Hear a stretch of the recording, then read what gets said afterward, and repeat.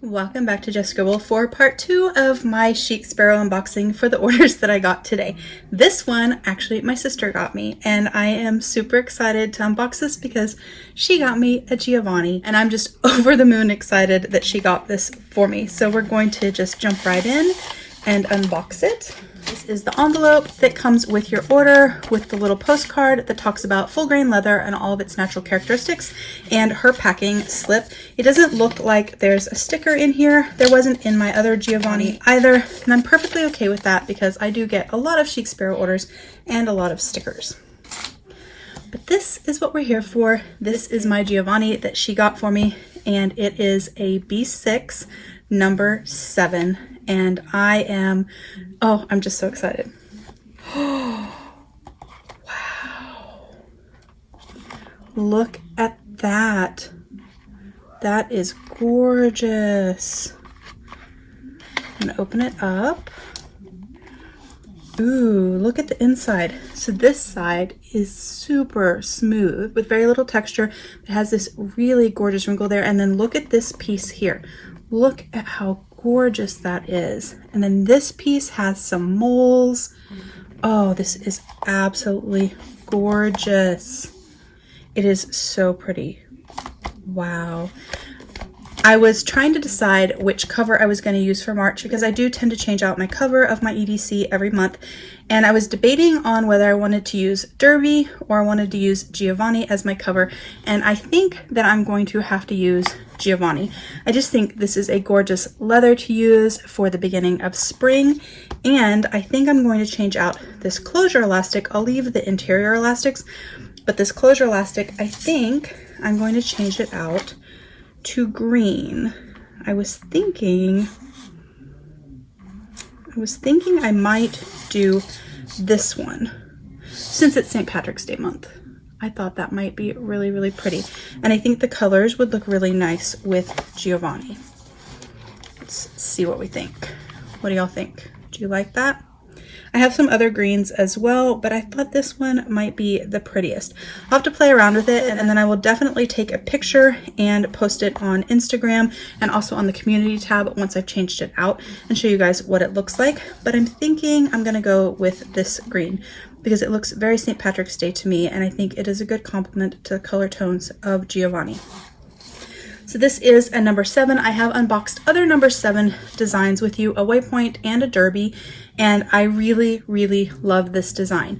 It's like the best parts of a deluxe notebook and the best parts of an E-class notebook kind of put into one, and I love the extra structure that this design gives a floppier leather. This is a leather that is a much softer hand and is a little bit floppier, and it has a lot more structure because of this design, because it has this doubled up section of leather where your elastics go.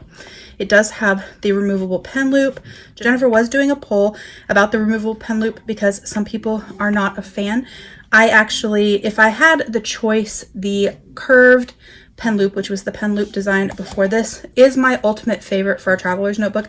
I just think it's gorgeous. Aesthetically, it tucks into your notebook beautifully so that your pen is flush up against your inserts, but it doesn't get in the way, it doesn't cause a bump, and it was super unique to Chic Sparrow. But I do know not everyone loves a pen loop, and although it was fairly easy to remove, you just had to slice it off, you couldn't ever put it back if you changed your mind. And I think the benefit of this is that if you like a pen loop, you have one that is a good size, fits a lot of pens, doesn't add like a bump to your notebook or anything. And also if you don't like one, you can just take it out.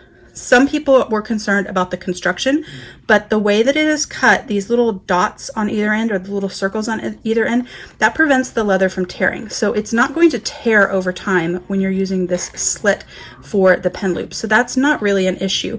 And there are ways to solve the fact that it kind of jiggles a tiny bit if you were to move it, or that it can be a little bit difficult sometimes to get your notebook back in there because of the pen loop.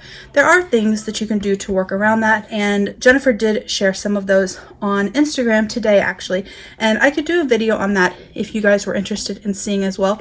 But for me, especially in this design, my notebook is going to be back here, and it's not coming out. My planner will stay in here until I finish that planner notebook, because I do a bullet journal and replace it with the next one.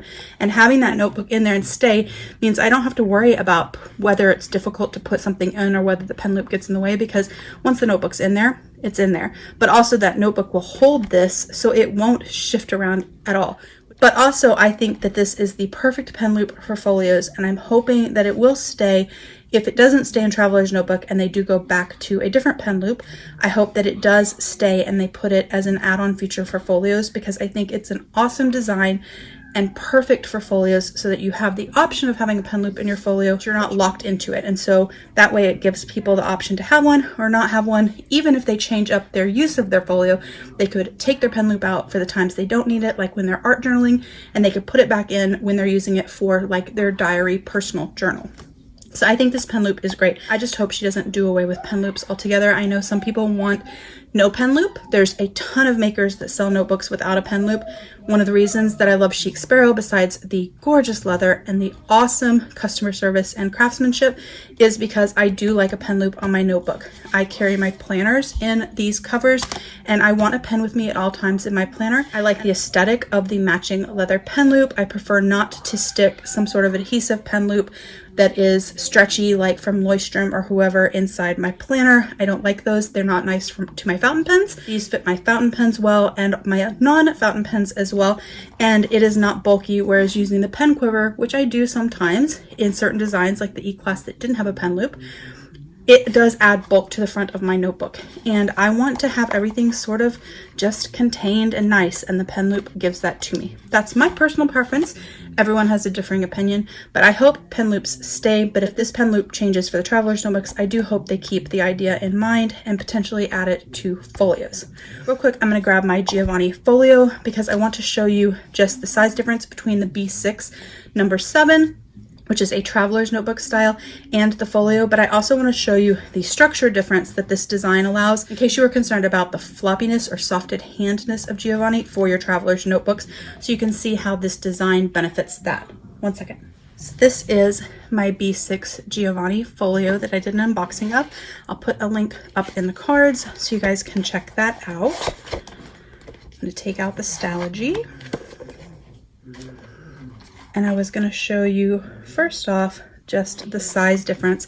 So the folio is slightly narrower than the Traveler's Notebook because it's designed to be a nice fit, like a book cover. And it is slightly taller because it's designed for the books to fit and slide in there nicely. And it's designed to fit a B6 Stalogy, which is a slightly taller notebook. That said, you can fit a Stalogy in the number 7, like I've done here in my Waypoint number 7. The Stalogy fits in there perfectly, but it's going to be a little bit tougher to get in. It takes a little bit of maneuvering to slide it in. It'll slide in much easier and with less effort in the folio, but it does fit in there. So you do have that option as well. But I wanted to show you mainly the structure difference. So this is the folio, which is 2 layers of leather here and then just 1 layer of leather there. And so this is sort of the softness and the hand of this leather. In the number 7 design, it has a lot more structure in that spine because of the double layers of leather. So you don't have that risk of the elastics pulling where it kind of buckles your Traveler's Notebook. It's an aesthetic thing. It doesn't hurt your notebooks, but in a Waypoint or the Giovanni, something that is thinner with a much softer hand, you will get that sort of pull on your elastics and your notebook leather will kind of bend in, and it won't do that in the number 7 style. It won't do that in Giovanni, and it won't do that in Waypoint either because of the design and that double layer of leather. So it gives you extra stability where your elastics are, and it fixes that aesthetic problem that people don't like. And then it gives you the option to slip your notebook into the back. And as you can see, like this pen loop does not really move once you have a notebook in there. So for me, I put my bullet journal in the back, and then it will stay in there until I switch out to a new one. So for me, the issues that some people have been commenting about, or the things that they don't necessarily like about this removable pen loop, I don't have that problem personally. But that is my very quick unboxing of the gorgeous B6 Giovanni No.7 that my sister got me. It is so gorgeous. I love that this has beautiful texture on the outside, and then it has areas of smoothness and textures and moles and wrinkles. It has all of the things I love in one notebook, and it is absolutely gorgeous. I will definitely be moving into this in March for my everyday carry, so you will be seeing it on Instagram, and I will definitely share pictures on Instagram and also in the community tab once I have changed out this closure elastic for the holiday season, just to make it a little bit more fun for the month of March. But you will be seeing this notebook because it's what I'm going to be using for the month of March.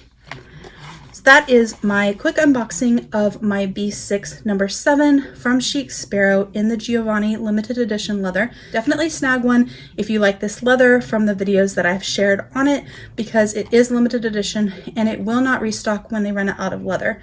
If you have any questions about this notebook or the folio or anything that I shared in this video, please don't hesitate to comment below. Make sure you're subscribed so you don't miss my future videos, and don't forget to just scribble.